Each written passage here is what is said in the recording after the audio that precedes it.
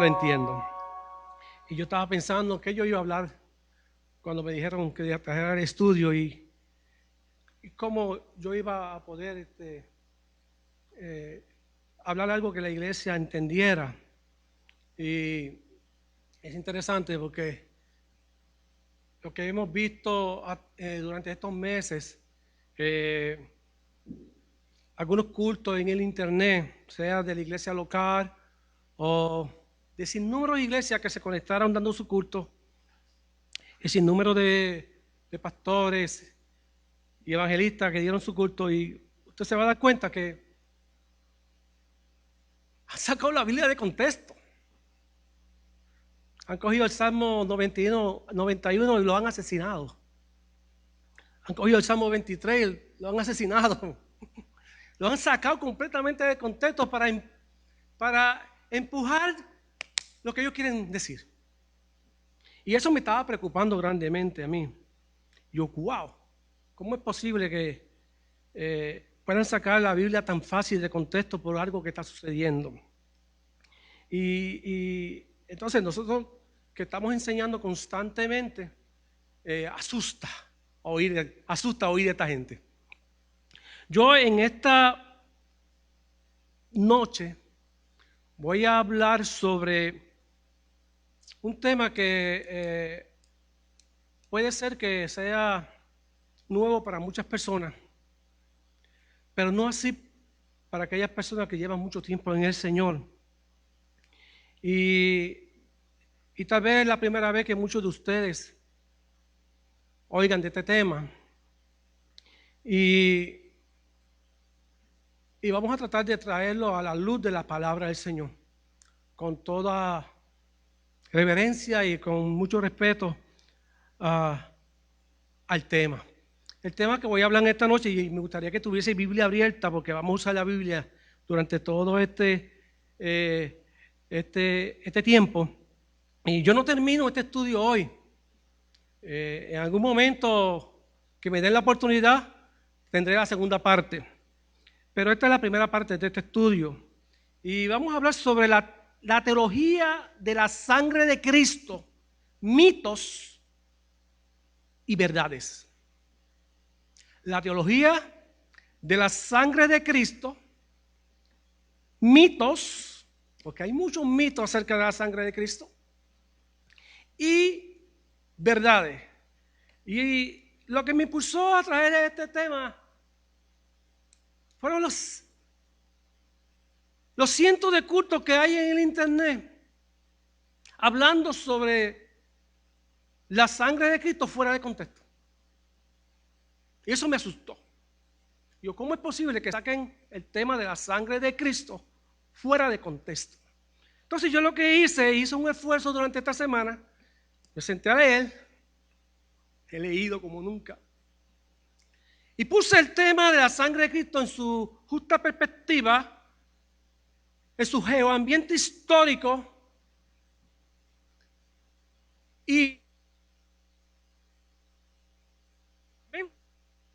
pero quiero empezar con una oración. Señor, te doy gracias. Gracias por la gran oportunidad que me concede en esta preciosa noche de traer el estudio de tu palabra. Permite, Señor hermano, que sea de gran bendición y edificación en medio nuestro. Y que salgamos de aquí, Señor, edificados para tu gloria. Es tu palabra, bendícela en el nombre de Jesús. Amén. Hebreos capítulo 9, versículo 22 Ese va a ser mi texto clave. La teología de la sangre de Cristo, mitos y verdades. Hebreos capítulo 9, el versículo 22. La palabra del Señor lee: y casi todo es purificado según la ley con sangre, y sin derramamiento de sangre, ¿qué dice? No se hace remisión de pecado.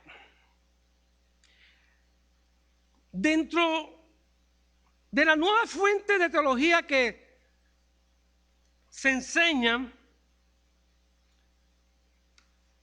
este asunto del tema de la sangre de Cristo es un tema desplazado en muchas iglesias. Y ha sido desplazado porque se han levantado una serie de maestros con nuevas teologías que asustan. Y el humanismo es el que gira alrededor de todo el mensaje y no Cristo. Entonces, como ha sido desplazado por causa de muchas enseñanzas teológicas nuevas que existen, es un tema que es medular dentro de la iglesia, que es una doctrina que es básica dentro de la iglesia.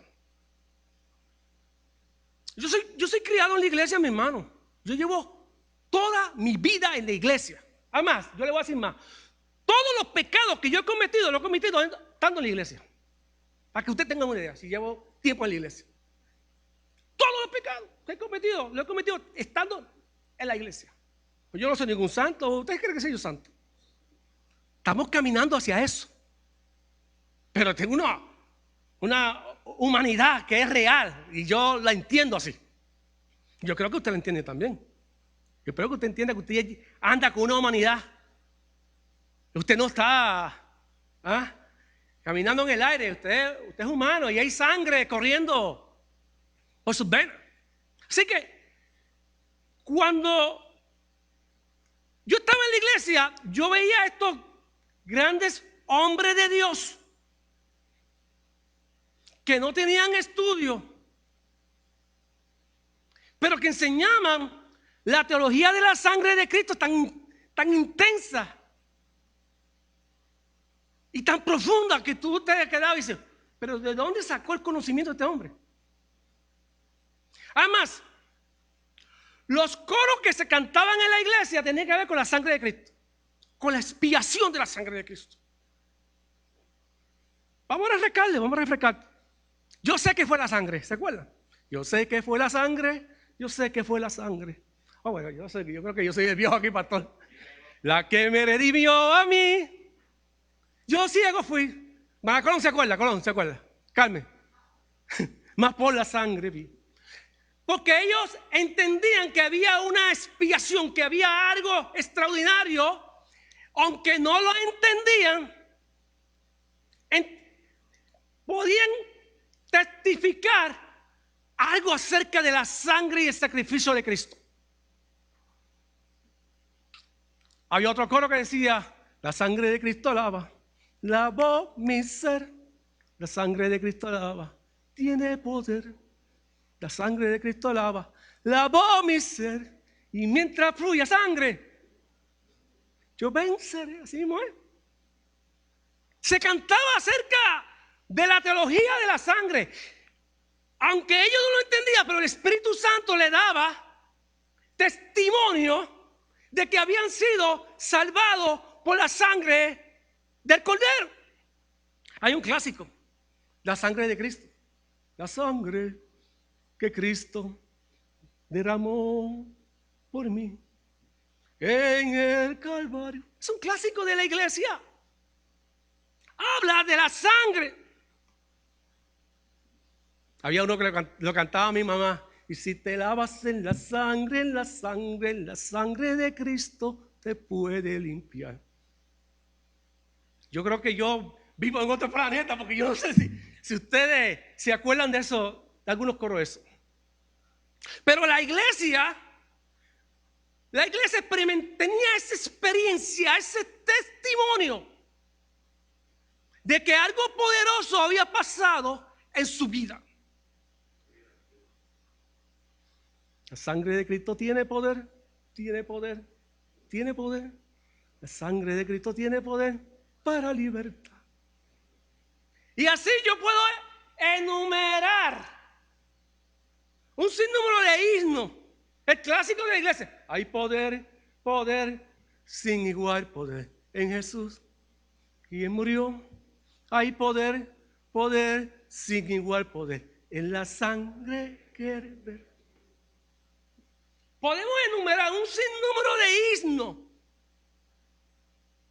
y de coros que la iglesia cantaba que tenía que ver con la teología de la sangre de Cristo.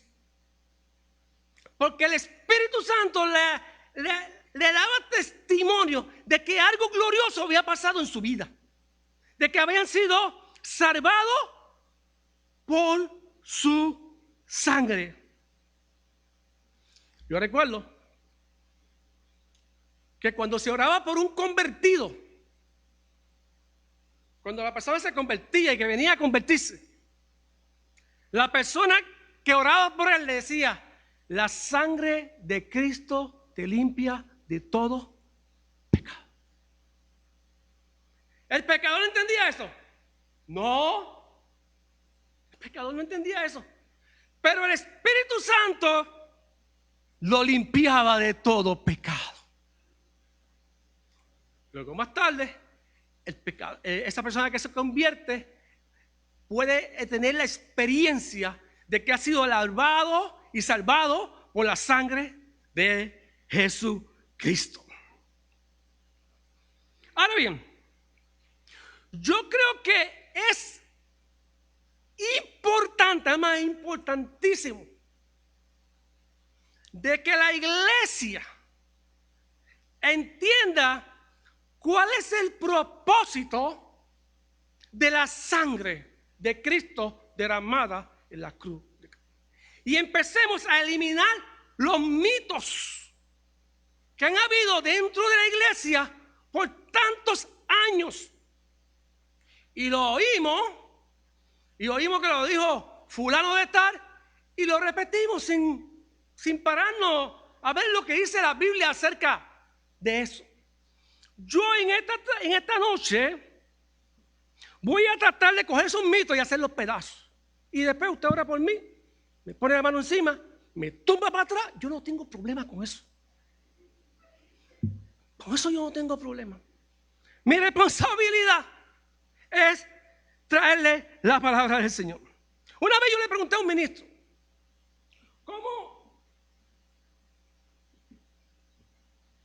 ¿cómo usted consigue esa profundidad de la palabra? Si apenas ese ministro tenía 3er grado. Pero cuando empezaba a dar estudio bíblico o empezaba a predicar,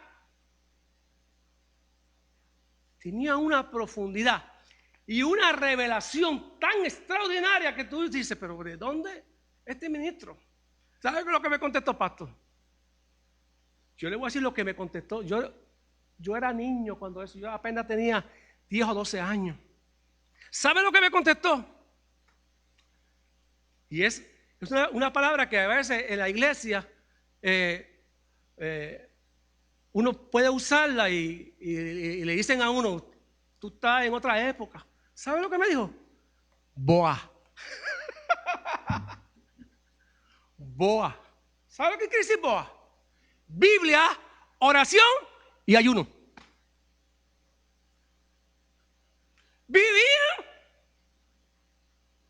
No había instituto bíblico, no había nada. Vivían de rodillas.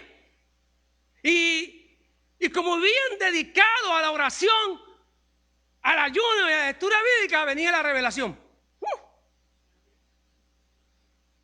Venía la revelación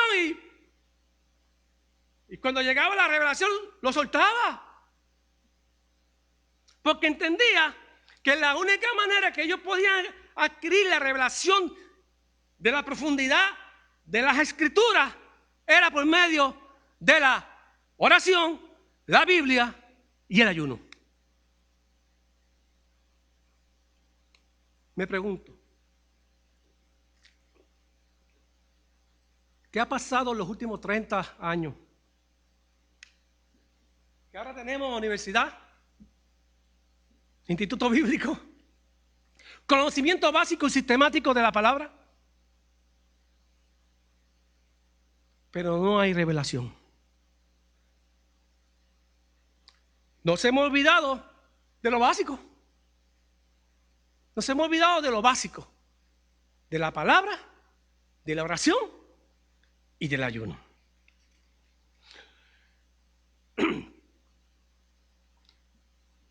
Yo he ido, y especialmente en estos meses que hemos estado en la casa, que usted prende algún canal cristiano o algún culto por internet, asustan esos cultos, asustan, muchos de ellos. Y a través de los años hemos oído gente decir esta frase: porque yo estoy revestido por la sangre de Cristo y a mí ni el coronavirus me entra. Mitos. Mitos. Eso quiere decir que ni el médico chino le entra ahí. Porque esa mujer está y ese hombre está revestido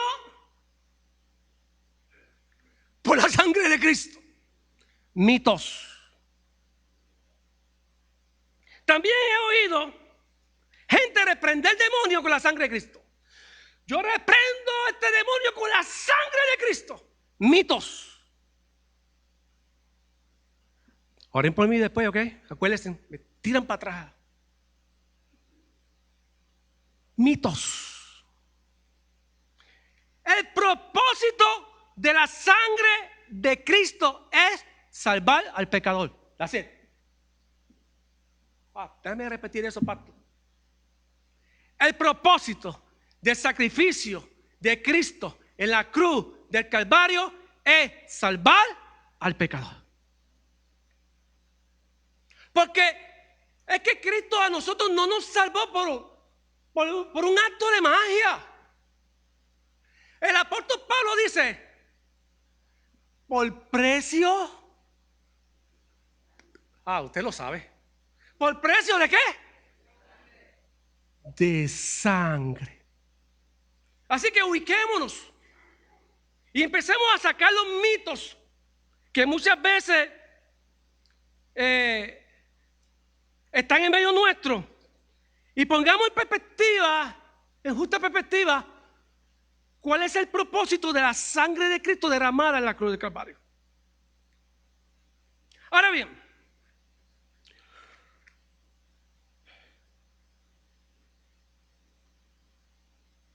como hay que empezar por algún lado, esa era mi introducción. Me tardé 20 minutos en mi introducción.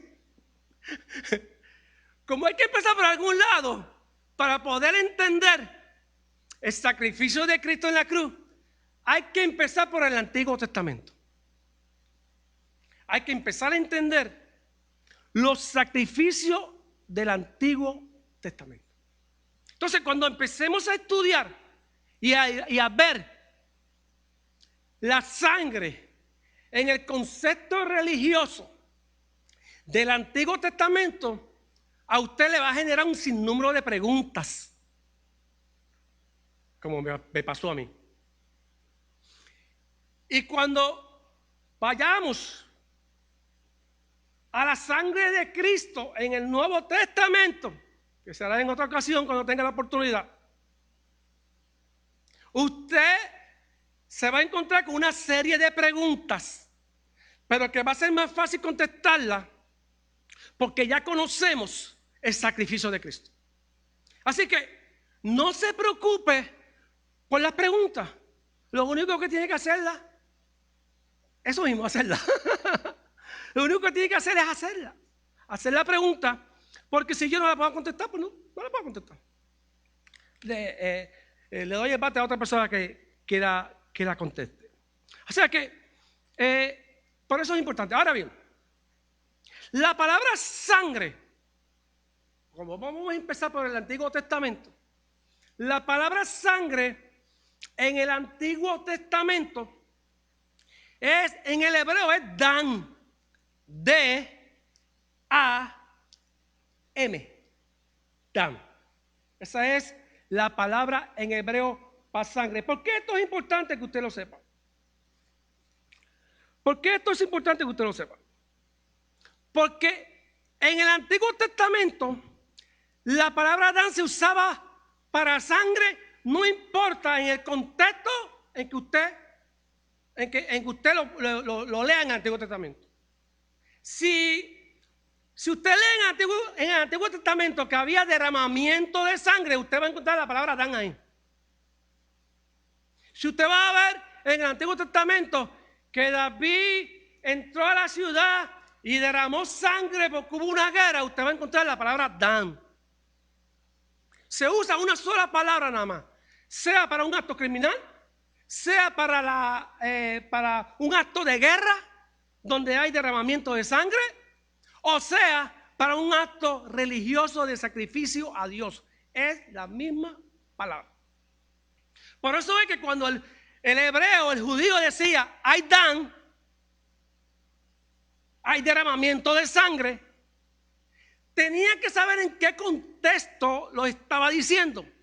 Si lo estaba diciendo en el contexto de que hubo un crimen, o si lo estaba diciendo porque hubo guerra, o lo está diciendo porque hubo un sacrificio donde hubo dan, donde hubo un derramamiento de sangre para el servicio a Dios. O sea, esa palabra no se le debe olvidar, porque cuando vayamos a hacer la comparativa en el Nuevo Testamento, usted se va a sorprender. Bien. ¿Están perdidos? Estamos. ¿Alguien tiene duda? Porque yo me detengo rápido.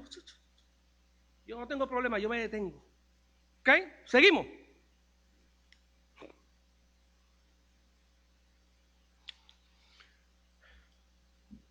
¿Por qué es importante esta palabra? ¿Por qué es importante esta palabra? Porque cuando yo leí el texto que leímos en Hebreos 9:22, que decía, sin derramamiento de sangre, no hay ¿qué? Remisión de pecado. Ahora,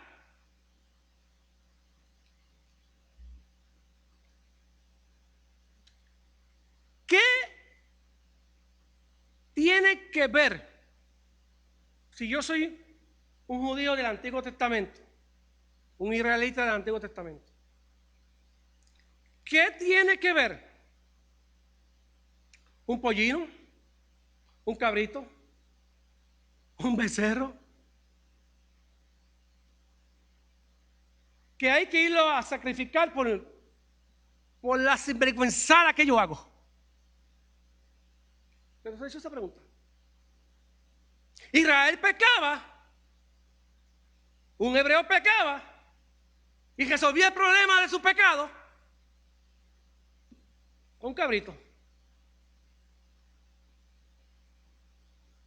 con un becerrito, y lo más pobre con una palomita, un pollito. O sea, la poca vergüenza que yo hacía la pagaba el animalito en el contexto judío. Pero ¿qué tiene que ver eso? ¿Por qué un pobre animal tenía que pagar mis errores, mis pecados? Cuando a mí me hacen esa pregunta, yo siempre le digo, es que Dios no te obliga a ti.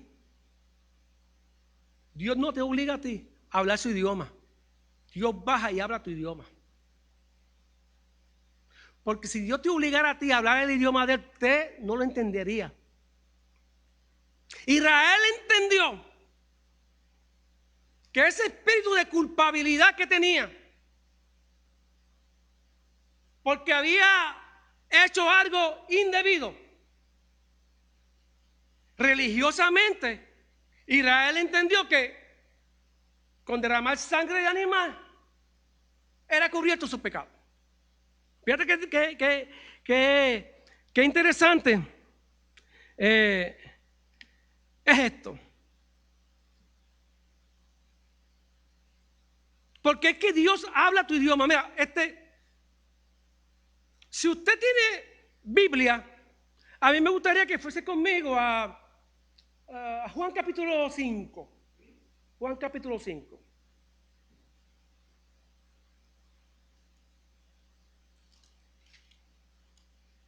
Es un pasaje bíblico que es bien conocido dentro de la iglesia. Juan capítulo 5.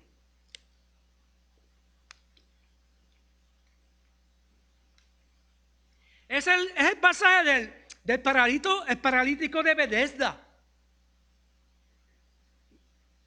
¿Usted lo ha leído alguna vez? Ese pasaje es interesantísimo dentro de la iglesia. El tanque de Bethesda es real. Yo estuve allí.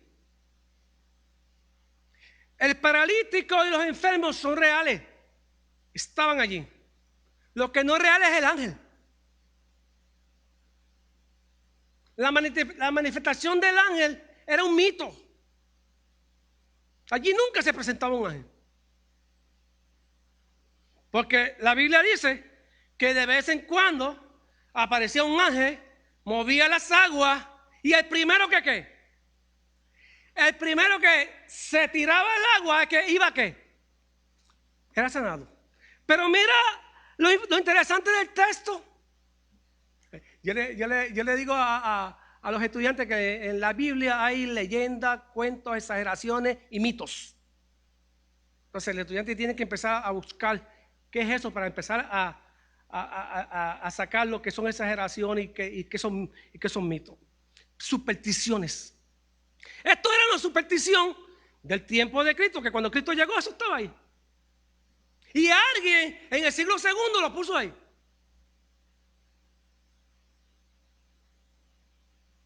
El asunto del ángel era una superstición. Eso nunca sucedió. Además, en los documentos más originales del Evangelio, eso no existe.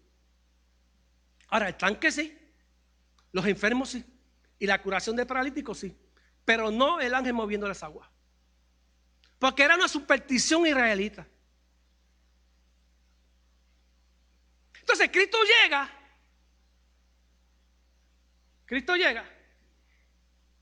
y ve esta situación. Y en mis propias palabras, Cristo le dice a este hombre, pero ¿qué es lo que te pasa? No, lo que pasa es que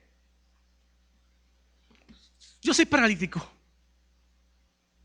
Y cuando viene el ángel a mover las aguas, como yo soy paralítico, viene alguien que no es paralítico y se tira primero que yo. Y yo llevo 38 años en la misma situación. ¿Será eso justo? ¿Bregará Dios así con su misericordia, que beneficia a uno y a otros no? O sea, cuando yo fui a Israel y fui al tanque de Bethesda, el guía nos explicó a nosotros qué fue lo que pasó. Y era que al norte, en la montaña llovía y había un río subterráneo. Que cuando ese río en la montaña llovía y cuando ese río bajaba, acá abajo no llovía. Pero la corriente venía subterránea y movía el agua. Eso era todo. Ahí no había un ángel y el que estaba enfermo, había una leyenda, una superstición que el primero que se tirara, que el día que se moviera el agua, nadie ha visto un ángel. ¿Cómo ellos podían decir que un ángel movía las aguas? Entonces, Cristo le dice, mira, Cristo no discute con el paralítico ni le da una enseñanza de de por qué sucede esto, nada. Cristo habla su idioma. Baja a su situación y le dice: ¿quieres ser sano? Toma tu lecho y vete. Eso pasaba con Israel en el Antiguo Testamento. Israel entendía. El concepto religioso de Israel era que si pecaban y tenían un espíritu de culpa porque habían pecado y sabía que no podían vivir con ese espíritu de culpa, lo resolvían con un animalito. Dios podía usar otra cosa, pero Dios usó el idioma que ellos entendían. Ok, ustedes entienden que por medio de la sangre de un animalito ustedes están libres de culpa. Pues amén. Pero yo voy a poner las reglas. Y ahí es que empieza Dios a bregar con el pueblo de Israel. Fíjate que todo este derramamiento de sangre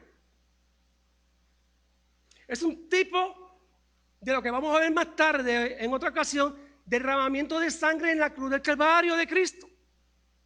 Cristo sabía que Él iba a morir en la cruz. Y al que le dijo que no te vaya a pasar nada a ti, le dijo: apártate de mí, Satanás. Así mismo le dijo: apártate de mí, Satanás, porque es necesario que yo vaya. Ahora bien, vamos a Génesis capítulo 4. Esto está bueno y el tiempo va corriendo a las millas.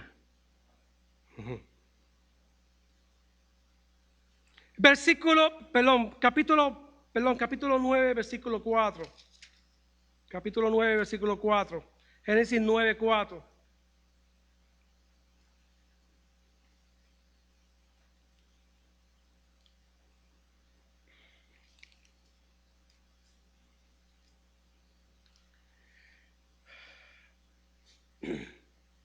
Qué lindo es el Señor. ¿Lo tienen?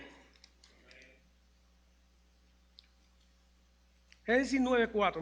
Mira qué interesante. Las reglas establecidas, porque el judío entendía que había que derramar sangre para librarse de su culpa. Dios le pone una regla y le dice: pero la carne con su vida, que es su sangre, no comeréis. O sea, Dios estableció una regla y le dijo al judío: ustedes van a derramar sangre, ustedes van a matar un animalito, un becerro, un cabrito. Cuando ustedes vayan a hacer eso, asegúrense de derramar su sangre. No le vayan a dar vuelta como hacían los Ford del 1920 era. O estirarle el cuello, como decía mi abuela. O ahogarlo. Dios fue claro con esto. Yo voy a bajar al nivel de ustedes y voy a hablar su idioma, pero las reglas son: cuando ustedes vayan a hacer sacrificio de animal por su culpa, asegúrense de que el animal que vayan a matar, su sangre sea vertida, sea derramada. ¿Por qué? Porque en la sangre es que está la vida. Y esto es bien importante cuando vayamos a la comparación con el Nuevo Testamento. Esto es bien importante porque Dios fue tan exigente con Israel. Fíjense que todo esto fue una interpretación religiosa. Israel entendió que así debió haber sido, y Dios Dios pudiendo haber hecho otra cosa, habló el idioma de ellos. Vamos a Levítico 17:11.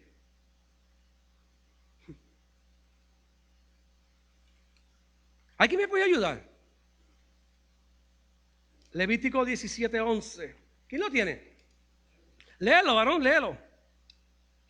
Porque la vida de la carne en la sangre está, y yo os la he dado para hacer expiación sobre el altar por nuestras almas, y la misma sangre hará expiación de la persona. La vida está en la sangre. Y yo sé que este punto teológico de Israel y religioso de Israel genera muchas preguntas. Y yo sé que la misma pregunta que le genera a usted me generan a mí. Y yo he tratado de contestar las preguntas que me ha ocasionado a mí, que lo más seguro sean las mismas. Pero fíjese qué interesante esto. Todo esto era un proceso religioso para que Israel entendiera o por lo menos pudiera ver de que se podía librar de su culpa. Vamos a otro texto bíblico más o menos lo mismo, Deuteronomio 12:23.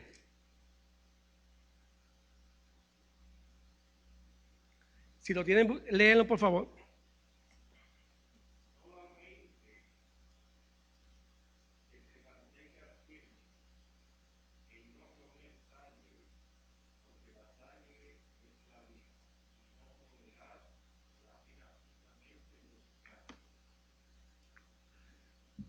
Qué interesante. Dios poniendo reglas para su culto religioso. Si usted se quiere liberar de la culpa, le decía Dios al judío, ustedes tienen que seguir estas reglas. No comerá sangre. Dios es el dador de la vida. Y Dios es el dador del ser humano. Y de todas las cosas que hay, tanto arriba en los cielos como abajo en la tierra, Dios es dueño de todo. Si usted va a Colosenses 1:15, búscalo conmigo, mi hermano.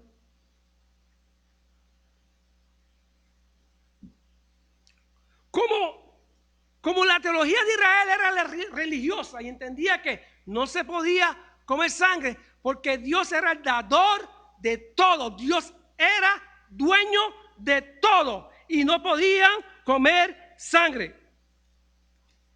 Mi hermano, déjeme decirle algo. Todavía está vigente el mandato. Cuando vayamos al Nuevo Testamento a comparar, usted se va a dar cuenta que son las mismas exigencias. La vida es la sangre y no podemos comerla. ¿Lo tiene? ¿Quién lo tiene? Colosenses 1:15. 1:15-16. Léelo.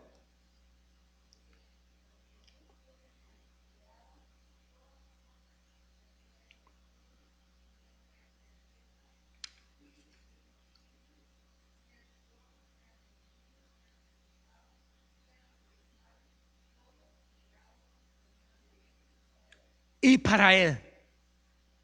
Él es el dador de la vida y es dueño de todo. Y como Él es dueño de todo, Él le prohibió a Israel que la vida no la podían comer. La vida que era la sangre no la podían comer. Era el asunto de la soberanía de Dios. Israel entendió, quiero librar mi culpa por medio de derramamiento de sangre. Dios le dice, pues está bien, pero la sangre no la comerá. Fíjate que Dios no le prohíbe comer animal. Dios no le prohíbe comer animales. Dios lo que le dice es, la sangre no la coma. Bueno, tanto es así que cuando iban al sacerdote a hacer sacrificio, si el sacrificio que iban a hacer era un sacrificio de paz por asuntos de relaciones humanas, el cordero se compartía entre el sacerdote y el ofensor. y se compartía entre familias. Si el sacrificio era por expiación de pecado, todo el cordero le pertenecía al sacerdote. No se perdía nada, pero la sangre había que derramarla. Por eso es que, mi hermano, por eso es que los pentecostales no comen morcilla.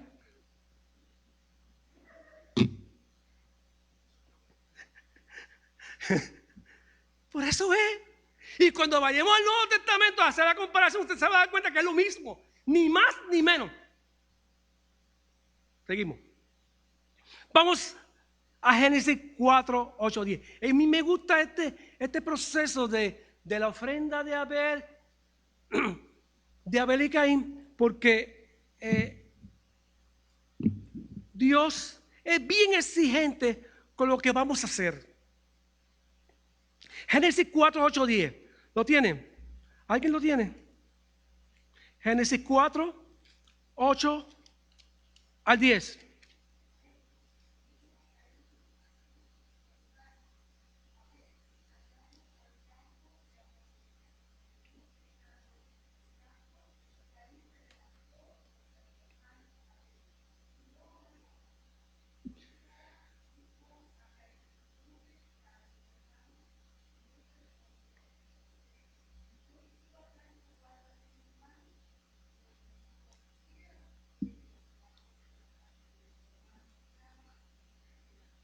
Qué lindo es el Señor. ¿Qué has hecho? La voz de la sangre de tu hermano clama a mí. Es un tema metafórico. La sangre grita, la sangre llama, la sangre grita. Yo me imagino en estos tiempos en que estamos viviendo, cómo ha estado gritando la sangre de muchos en este país ante la presencia de Dios. Porque es que la sangre era la vida. La sangre habla. Usted lo han oído, la sangre llama. ¿Han oído ese dicho? Dios entendió que hubo un derramamiento de sangre que se derramó, hubo daño allí, se perdió una vida inocente, y esa sangre llegó a la presencia de Dios y había que buscar al culpable. Mire, mi hermano, Israel entendió todo esto religiosamente. Israel entendió todo esto. Tanto era así que lo hizo como parte de la ética de su vida. Y entre los mandatos de la ley de convivencia que había en Israel, ningún ser humano podía matar a otro ser humano. Estaba completamente prohibido. Pero dentro de la ética que tenía Israel también entendía que había una defensa en algún momento para esto. O sea, lo que nosotros conocemos hoy en día como defensa propia. Donde usted lo van a atacar y usted se defiende. Yo me recuerdo un pastor en Cagua. Un pastor en Cagua fue a recoger una familia y el esposo era inconverso y no quería que la familia fuera a la iglesia. Y cuando, no sé qué tenían los pastores de antes, que los pastores de antes guiaban la guagua de la iglesia. Yo no sé por qué, tantos choferes que había en la iglesia. Entonces fue a recoger a esta familia y el esposo, que era un sinvergüenza, había tramado algo con un amigo para cuando llegara el pastor. Y llegó el pastor y le dijo al pastor: hermano pastor, entre, vamos a tomar un café. No, vengo a recoger su familia y porque el culto va a empezar y esta noche hay Santa Cena y queremos estar temprano. Y él dice: no, pero entre y nos tomamos un café. Entonces insistió tanto que el pastor pues se bajó y el hermano lo llevó por la parte de atrás de la casa, y habían dos tipos más que ese señor le había pagado para darle una paliza al pastor. Y cuando fueron a la parte de atrás, le dieron un puño al pastor y lo tumbaron. Y el pastor se repuso porque el pastor era boxeador antes. Antes de conocer a Cristo era boxeador. Y cuando se puso de pie, se le quitó y cogió a los tres, a los dos y al esposo de la señora y le ha dado una zumba. Los dejó chocados.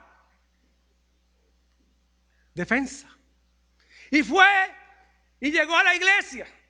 Y la esposa lo vio como sangrando. ¿Y qué le pasó? Tuve problemas con el esposo de ella y me dieron ahí, pero yo los noqueé a los tres. A los tres los dejé noqueados allí. Pero entonces la esposa le dice, pero vete para tu casa porque hoy hay culto de Santa Cena. Y dice, no, yo tengo una responsabilidad de dar la Santa Cena. ¿Cómo yo me voy a ir?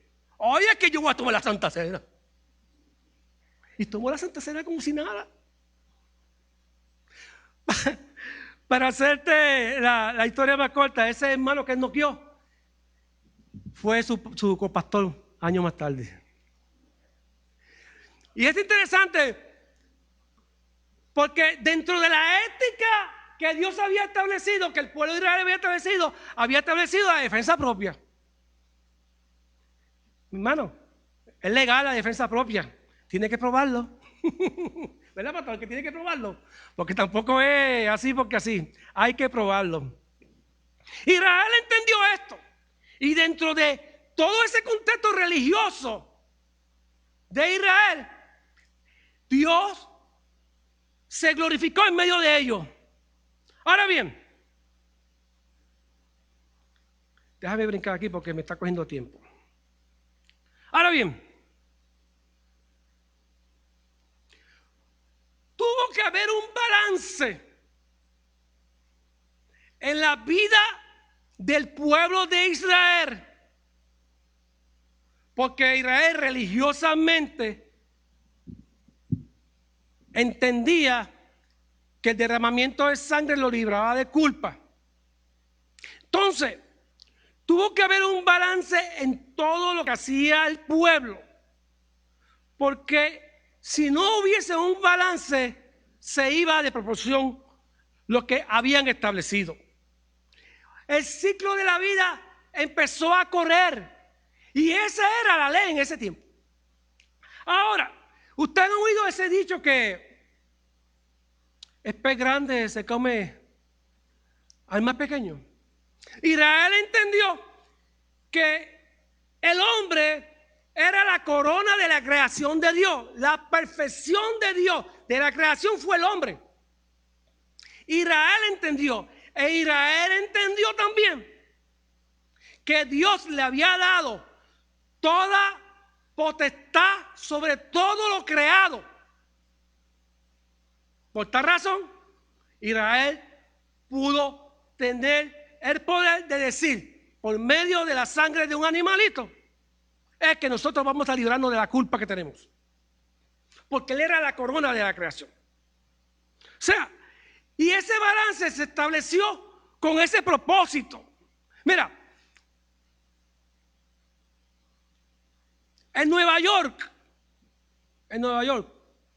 hubo un tiempo donde el Estado, la ciudad, quiso eliminar todas las ratas, ratones, como usted quiera llamarlo, que había en la ciudad. Y lo logró. Eliminó todas las ratas. Y ese fue el error más grande que pudo haber cometido la ciudad. Porque al eliminar todas las ratas y ratones que había en la ciudad, vinieron otras placas. Y la ciudad de Nueva York tuvo que llamar a China y a Europa para que le vendieran ratas. Porque tiene que haber un equilibrio. El más grande se come el más pequeño. Los ratones eran un mal necesario en el mundo. Claro, yo creo que van a tener que volver otra vez a recoger las ratas porque ahí hay bastante en la ciudad de Nueva York. Mira, todo hombre tiene un sentido de culpabilidad. Y tal vez no lo sienta el momento, pero llegará el momento, pasarán los años, llegará el momento que dice, ¿qué rayo yo hice? Mira, yo veo mucho Discovery Channel. Y yo estaba viendo un programa de los asesinos más brutales del mundo. Y había este hombre que le habían echado 1700 años de cárcel. Son muchos. 1700 años de cárcel por asesinato. Había matado.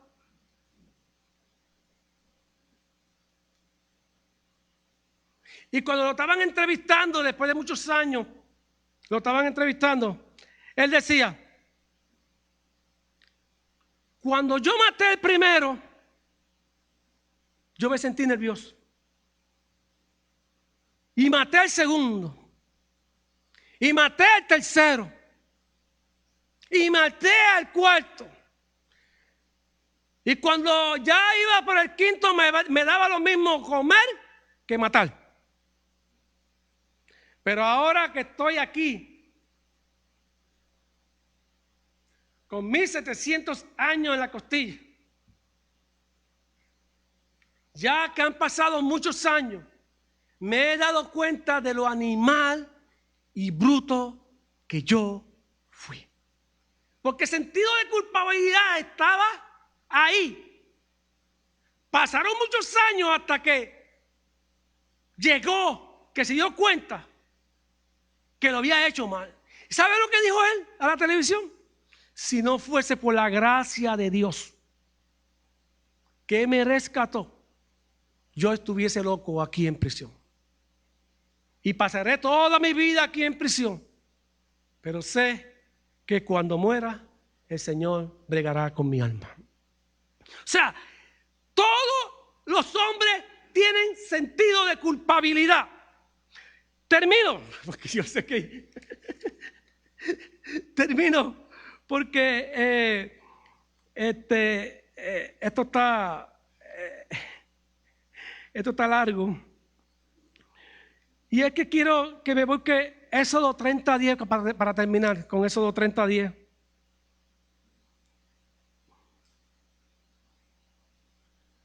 Léalo rápido, mi hermano. Éxodo 30:10. 30:10.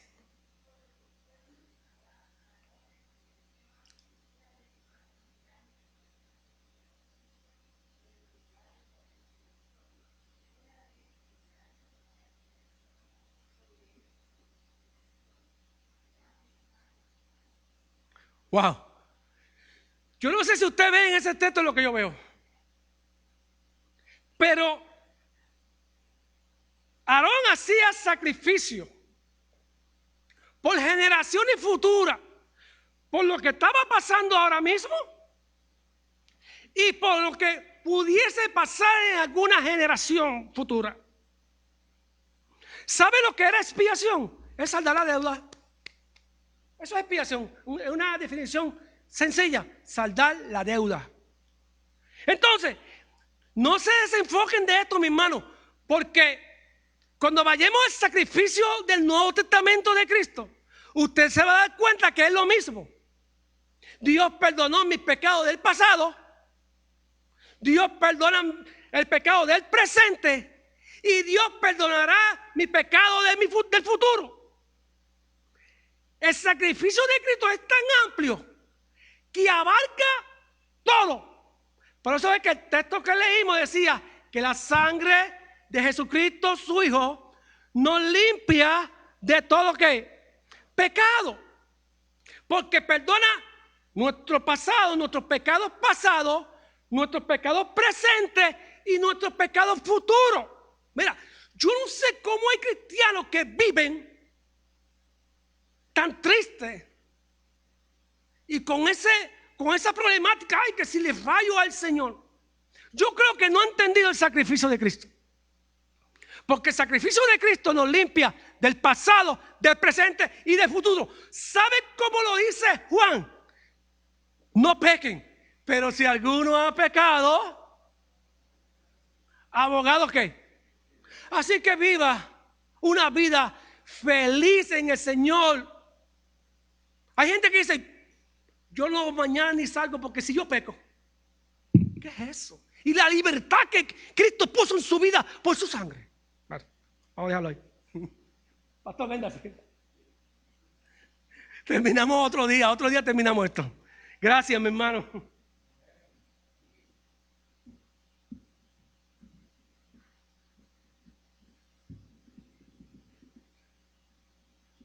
Dios les bendiga. Tenemos que tener cuidado con practicar la defensa propia, ¿sabe?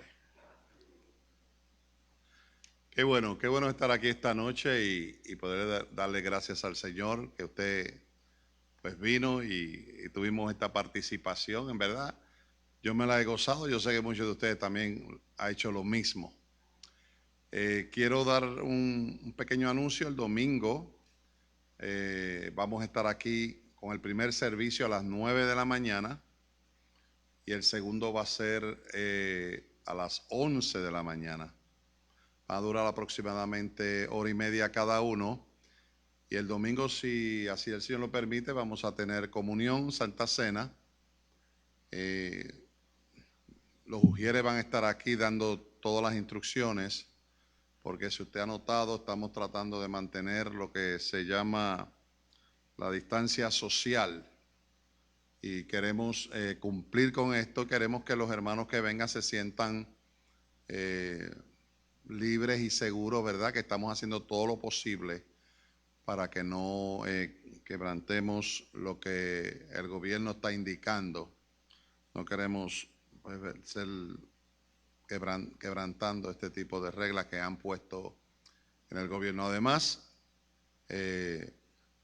para serle bien sincero, no se sabe todavía cómo funciona el COVID. La verdad que es algo tan ridículo que ha sucedido a la ciencia médica que ellos no tienen en realidad nada bueno que decirnos. Uno oye a uno, oye al otro y oye al otro y todos están enredados. Y es una tiraera tremenda. Y por eso lo más importante es que usted trate de, ¿verdad?, seguir unas reglas generales, que es el cubrirse, el usar los sanitizers, como le llaman, aquellos que tienen guantes, o como estamos diciendo a los hermanos de la iglesia, si es una situación donde usted es alto riesgo, pues que se cuide definitivamente. Tiene que cuidarse. Así que, aparte de eso, vamos a estar aquí el domingo. Nos vamos a gozar como no hemos gozado. Yo me gocé esta noche, yo no sé usted, hermano. Pero la verdad que yo lo disfruté desde que comenzaron los cánticos, en el tiempo de oración y ahora con el estudio bíblico que el hermano Josué trajo, que por cierto lo va a terminar el próximo miércoles, así que no se lo pierde para que pueda llevar en la secuencia y poderlo disfrutar lo que falta, que entonces le entraría al Nuevo Testamento, como él mismo indicó. Así que vamos a estar de pie para ser despedidos. Quizás la semana que viene, si alguien tiene un testimonio, queremos dar por lo menos un testimonio por noche después que termine Josué.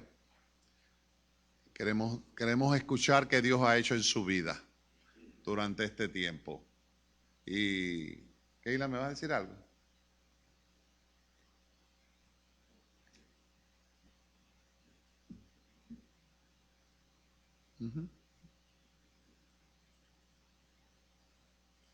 Salir. Ok. Bien, para que no haya el pase de los platos de la ofrenda, cuando usted salga ahora, prepárela desde ahora.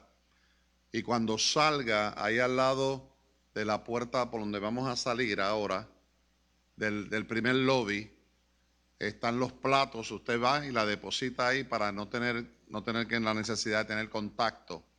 Y posiblemente el domingo entrante lo vamos a hacer de la misma manera. Si usted la prepara en este momento, la deposita ahí y como dijo el tesorero el otro día, le damos gracias a todos ustedes, a aquellas personas que han sido fieles con sus finanzas para la iglesia. Ha habido, hermano, si yo le digo, ha sido solamente milagro tras milagro, que hemos podido sostener la obra sin estar todo el mundo aquí. O sea, Dios, yo oraba al Señor y le decía, Señor, va a haber problemas financieros porque la gente no se está reuniendo y la gente no es la mayoría de los que dicen, esto lo separo para el Señor. Es una pena decirlo, pero es una verdad. No hay quien dice esto lo separo para el Señor, sino que sencillamente no llega la ofrenda de la mayoría de las personas.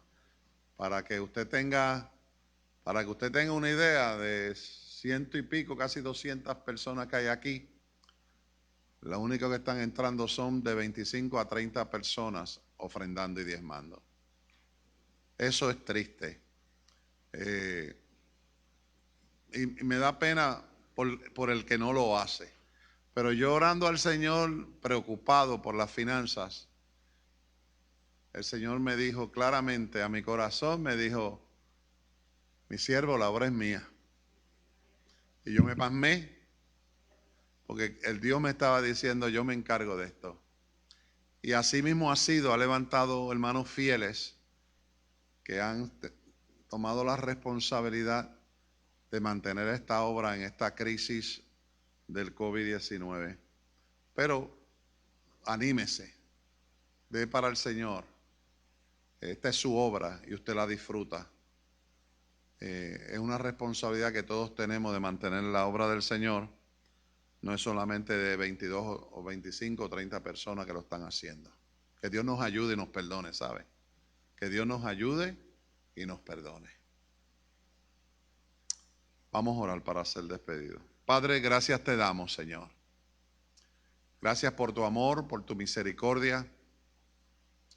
Gracias por esta noche hermosa que tú nos has permitido llegar y tener tiempos de refrigerio. Gracias por todo lo que se hizo aquí esta noche. De igual manera presentamos los servicios del domingo para que tú te glorifiques y que todo aquel que llegue, Padre amado, pueda entender, Señor, que tú lo has traído para celebrar las grandezas que tú has puesto sobre tu pueblo para que disfrute. Te doy gracias, Señor, y te pido que nos lleves a descansar, que renueve nuestras fuerzas, porque mañana es un nuevo día. En el nombre poderoso de Jesús, te damos gracias. Amén. Si todavía usted no ha decidido el día que va a venir el domingo, hable con la hermana Keila esta noche o la puede llamar luego si tiene prisa, pero póngase de acuerdo porque tenemos que saber las personas que van a estar en cada servicio. Esta es tuya.